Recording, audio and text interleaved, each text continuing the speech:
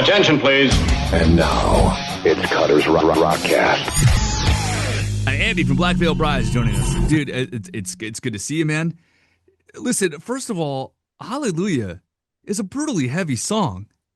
Maybe the heaviest song called Hallelujah I think I've heard. You know what I mean? I'll hear take that Hallelujah distinction. and I'm going to church. I'm going with my mom and dad. And, we're going to church and we're getting a sacrament after. But this is a heavy tune, man. Well, I will take the distinction of it being the heaviest Hallelujah of all of the. When a song comes out, particularly like a heavy song, much is made about, is this the heaviest song that the band ever did or whatever? But I'll take, at the very least, it may be the heaviest song with that title. Yeah, I mean, I grew up Catholic and it plays into a lot of my lyrics and always has. I'm not practicing, but anytime you grow up in any kind of religious situation, the good and bad filters its way in. And I went to Catholic school and I got the negative side of it. And then I had family members who were practicing and it was a very positive thing in their life. And so in some ways, I can't help but have it find its way into the things I write. This is not a religious song, but the content is such that I sort of see the way things are going culturally, where it almost has this sort of religious zealot nature to it, where things, whether it's ideological conversations or whatever else, sort of always come from the perspective that it's a deeply held belief and you can't possibly have any pivot points on it. Oh, that's the thing with Catholicism, right? Because I too grew up Catholic and, we're both from the Midwest. Yeah. Probably the same type of family, whatever. My aunt was a nun. Yeah. Oh, wow. She was one of my absolute favorite people. I'm also not practicing, but she was very open to those conversations about theology and history and the sort of melting points of, and in her later years, she was actually teaching refugees how to assimilate into American life. That's incredible. That's a much better nun than I ever had. The nuns that I experienced were not particularly big fans of my theological questions. It seemed like, the questions were the things that got me in trouble. See, luckily I had her to go ask before I got in trouble at there you go. Catechism class, It's interesting, right? You take so many of that and put that, because heavy metal as a whole, and obviously Black Veil Brides can very easily go back and forth between a straightforward hard rock band and a brutally heavy metal band. You guys have always been very good at that, but there's always these types of themes. These types of themes tend to pop up a little bit in a lot of our music, and obviously dig back to your childhood. That's always going to come up, but this type of stuff plays really well in the music we are fans of or write. Well, I think it goes, obviously, all things go back to, and obviously a lot of people are talking about it recently, but Ozzy and Black Sabbath being kind of the other end of that spectrum, right? It was almost, I don't want to say something that's going to make people mad, but in a way, the sort of doom and gloom, Satanism, sort of almost cartoonishly evil stuff, right? That's one end of the spectrum. And then all throughout, whether you talk about a band like Iron Maiden has a lot of historical references in their songs. You've got a lot of these sort of pivot points, and then there's kind of the more fanatic or fantastical or whatever you want to call it, like Dio, very swords and daggers and all that kind of stuff. And I think history, war, theological ideologies, these are things that, for whatever reason, have always found their way into heavy metal. And maybe it's just because tonally the music suits that kind of grandiosity in terms of what you're talking about. Yeah, in case anybody forgot, I think a bunch of us really are just nerds at the end of the day. Sure. Yeah. I'm in a room full of hundreds of action figures right now. I look around and I see. Point proven. Yeah. But that also obviously, Led Zeppelin writing songs about Tolkien and, Dio, and obviously, the list goes on. What is this song expanding to for what Black Veil Brides is doing kind of moving forward? Obviously, the last thing we had heard from you guys was, some stuff about Sweeney Todd. So, swing this back in this pendulum then. Well, I would say that, so Bleeders is on the record. And it was kind of, I look at this record as I've done a lot of concept records over the years, and this one is more of I guess I would call it a theme record in that there's not an overarching narrative that's being told. It's not a dystopian world with a superhero character or whatever. I'm looking at it from the perspective of various stories about the idea of revenge and kind of having that chip on your shoulder and the ways that that manifests. And so the track listing and the record itself goes through different versions of that experience and in some ways talks about the futility of feeling that way constantly, but it's just the truth of my life. Since I was 16 years old and I started the band, I've always been somebody who's been a little bit of an underdog. We've never been the darlings of any scene, and you need only type our name into the internet to see people who have decided that we're the worst thing that ever happened to music, or inversely, the greatest thing. And that sort of battle and that duality is something that has always had a part in what we do. You know, I have the word revenge on my shoulder. It's the sort of literal monkey on my back that I carry around, and so tonally, this record is about those ideas and whether it's viewing the sort of insanity of sort of groupthink, whether it's viewing the betrayal of a friend, the anger that you have towards people who don't believe in you, on and on and on, all those kind of ideas and the ways that they manifest are how I have shaped this record lyrically. Okay. I do remember. It's funny you bring that up because I don't remember. Do you remember I think it was Northern Invasion. It was a festival, Danny Wimmer Festival in northern Wisconsin, right on the Minnesota border. Um, Yes. okay. I believe it was there. I think it was the first year that they did that and watching you guys play. And it was the first time I'd actually seen Black Veil Brides in person. I remember looking at my friend and going, why don't I listen to them more? Sure, yeah. You know what I mean? That's a consistent refrain, by the way. People go, wait a second. I thought this was supposed to be terrible. As it turns They're out, they're really a good band. good. So Um, 15 years in, we are still. I think a lot of that. Look, a lot of it just comes down to the time that we came out. It was an unfortunate scenario where you had a lot of not so great, sort of like, I don't know. I don't even want to name names, but these sort of emo, sort of electro talk singing stuff. And aesthetically, a lot of them had sort of copped our look a little bit. And so you ended up where people didn't listen to us. They just saw us and thought, oh, that must be that sort of thing. And so we've benefited from it because all these years later, people will see us play on a festival and go, oh, this is a good band. I was told that this was terrible. So we still have like, nearly 20 years after I started the band, we still have the element of surprise. excuse me. I was told you suck, but you don't. Yeah. So Yeah. I'd like to discuss this. It is that time frame is interesting, right? Because and I think that's such a good way of saying it. There were so many copycats to a lesser extent, but right, it's the originators that never get the full credit at the end of the Yeah. day. The originators of a scene, and not to say you're originators of a scene, but definitely at the forefront of something that happened, of a movement of music. Whether it's Black Veil Brides, whether it's Avenged Sevenfold, just to think of a couple of the bigger ones off the top of my head.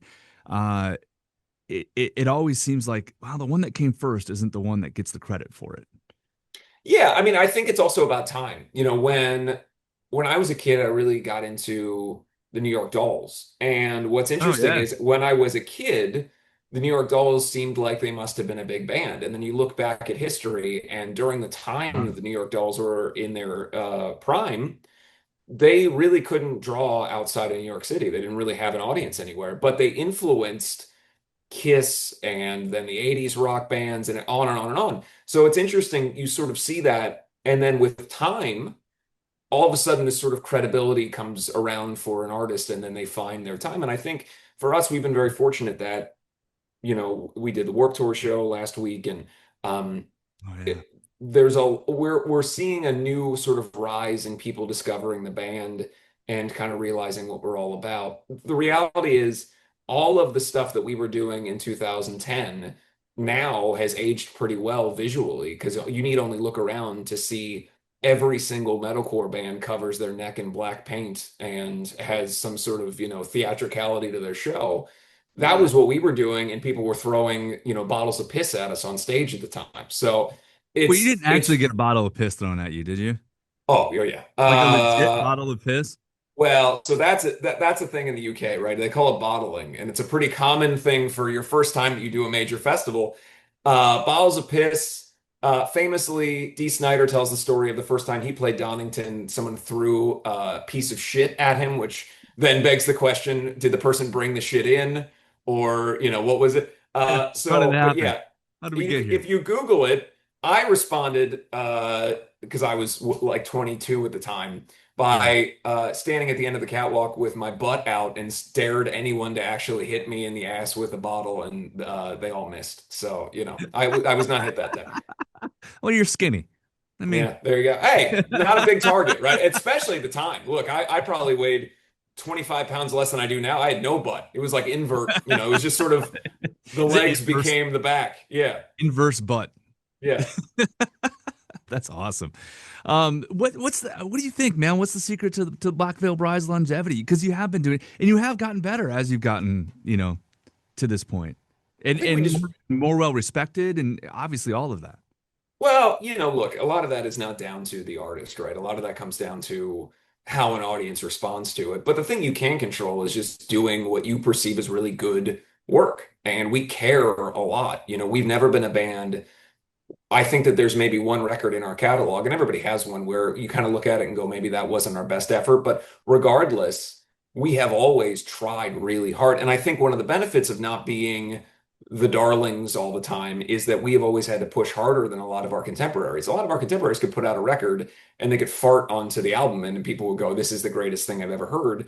We have always had to push a little bit harder and grow and make our live show better. And now we are benefiting from the fact that we've worked so hard because we're a really good live band and we're good songwriters and we know what we're doing. And, I'm not trying to be egotistical. It's just simply I'm confident in what we do and we care a lot about it. And so I think that reflects, I think our listeners know that we're not just phoning it in to make records and go on tour and try to be famous. Like we want to make good stuff for people and we care a lot about it. A fantastic musicianship. I, I don't know that gets talked about enough. Your guitar players are absolutely shredding. Yeah, yeah, Shredding. I mean, full on thrash metal shredding. yeah, Um, the drums are perfect. Like yeah. the musicianship in Black Veil Brides is up there amongst the best. Well, that's been a thing where I have had to push myself. I've had the great fortune of being in a band with, for the last, however many years, three of and I would say best musicians that our scene Right. has to offer. Jake and Jinx, our guitar players, and CC, our drummer, are world-class talents. And I True. have had to be on stage with them and go, I got to up my game. So I got to get better at singing, better at screaming, better at everything, better frontman. And then we brought in Lonnie to the band, who's also in his own right. He could play Black Veil songs on guitar, like he is as much a musician in that way, great singer, great ear for music. So now you got five people in the band who are really giving you well rehearsed hard work on stage. And you're right. I don't think that Jake and Jinx and CC get enough credit. I always try to make sure that people understand that you've heard our band for so long that it's just accepted that we have these shredded guitar solos and intricate riffs and stuff. Mhm. But the stuff they're playing is basically, I used to, when I was a much angrier younger man, I used to yell at people who would flip us off and say, well, why don't you come play these songs? I don't think you can. Like these guys are doing something that I promise you can't do. But yeah, they're incredible. And I appreciate you saying that because I want to make sure people understand, if you find me to be annoying or egotistical or a blowhard, that's fine, but you have to give the credit to the other guys. Well, I mean, listen, you're an actor, a writer, a singer, a model at some point. Like, you know, you got every points where you should have an ego. But every time I've met you, Andy, you haven't. So Well, that's there- very kind. Thank you. there's Thank that. you. Maybe that's the Midwest thing, right? It It's might be. It might be. Find the good in everything. Find the good in yeah. everything. Speaking of acting, you're gonna do more of that? And Uh, for people who don't know, obviously the movie and there was a show and based off the movie and right. that all went, but Yeah, I mean, but I don't know what the future for American Satan World is. I've heard that they want to do a follow-up film, maybe to close out the story. I'm not sure. I do know that I'm currently working on a horror adjacent project that's unrelated to that we're hoping Okay. to film by the end of the year. So, those things. I'm a musician first and foremost. I look at writing songs, and that is the main thing that's the most important thing to me. I also enjoy writing in general. So obviously we started the publishing company, and I've been writing novellas and short form stories. But acting is something that if I'm given the opportunity and something comes along and it makes sense, tonally and schedule wise, I'm always going to want to do it just because it's a really fun thing to do. I don't consider myself some sort of world-class actor, but if the right circumstances there, I think I can do a good job. And like anything, kind of going back to it, I definitely apply myself and work as hard as I can on it. So, yeah, hopefully by the end of the year, this horror project that we're working on will get shot. And, that's about all I can say about it now. But as far Okay. as American Yeah. Satan Paradise City goes, I know what everyone else knows, which is that I think that they're trying to do a second film. Well, I enjoyed it. I really did. The movie especially. Um, I'll be honest, the show dragged a little at times, but Well, look, you it's know, interesting. Well, I'll say this. That but was it was really good. It unique was for me. entertaining. It was really unique for me because everything we do, like everything we're discussing in terms of Black Veil World, I am, pulling all the strings and I'm designing and it's a group effort to write a record, but I am on over top of everything, obsessing over every detail. When it came to American State and Paradise City, I just read the Do lines that your are on lines. the Yeah. script, and I really enjoyed that because it was fun to step into someone else's creative ideas and vision. And really, all I'm doing is their work. I'm not there's no creative end for it for me other than building up what I think the character is and the performance in that way. But that was fun. And this horror project I'm working on at the end of the year, I'm Yeah. not No, it's uh, I'm awesome. not I'm not a writer on as well. So it's fun to kind of step into somebody else's creative endeavor. So the last, a couple collections of music, obviously you last one especially, you had a book to go with it. Is that something you're going to continue to do with the graphic novel or that kind of world? Perhaps, I think that is not the focus of this record. This is much more of a straightforward, grounded album in that way. But, Mhm. obviously Bleeders is on the record, so that's very Sweeney Lends Todd itself. Yeah. oriented and but as far as overarching stories, I've got some ideas. I think it would probably end up being something that's a little bit more multimedia oriented than a novel or a book. But we'll see where it goes. I'm just about finished with the Bleeders sort of origin story novella that we're going to release through my publishing company. Okay. So that'll be something that's out there. But as far as comic books around this record, I'm just not sure. And this stuff's available as far as the publishing company goes. Are you releasing stuff both digitally and on actual physical, right? Yeah, you can get the Kindle version or the digital version as well as the physical paperback books. And then Don't try I reading that stuff on your phone, especially graphic novels, man. It sucks. You got to get like an actual screen. well, look, that's however you want to buy these books for me. There you go. There you go. No, but I will say probably within the next couple of weeks, I'm going to head into the studio and start cutting the audiobook for the first book that's out, the first Vampire, as well as the Okay. the Bleeders book as well. So I know a lot of people like audiobooks. We will have audiobook formats for the Knives and Pens publishing books. Hey, if you need a narration voiceover, I'm just There raising you my go. hand. Just There raising you my hand. go. Hey, I got to be honest with you. I think I can cover that. That is the one job that I'm certain I can handle on this one. But maybe Oh, maybe God, we'll hey, maybe never we'll mind. do like an alt version, the cutter version. I like Like it. what's it like to Throw Taylor one out. Swift, like Taylor's Hey. version? We'll have the cutter versions.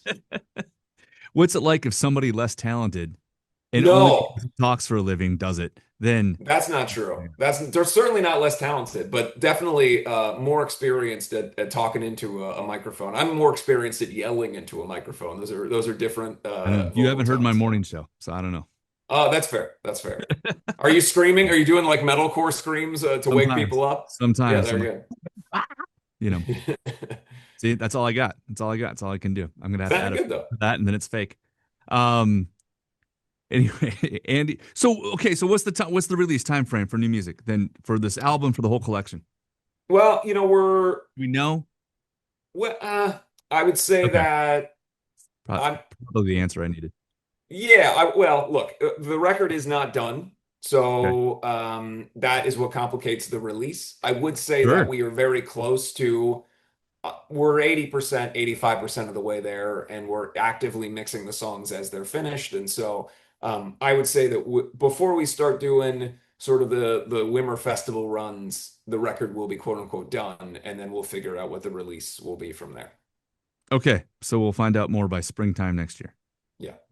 Because I don't think you Well, meant like next month's, or do you mean next month's? I mean, next month I got to get this shit Okay. done, man. I'm Like we like can't. We've been thinking recording ahead. this thing since February, but the reality was we went in, we want this to be the best record possible, right? So we went into the studio with our batch of songs, and then we kept writing while we were in the studio. And so there's 3 or 4 things that have just not yet been tracked.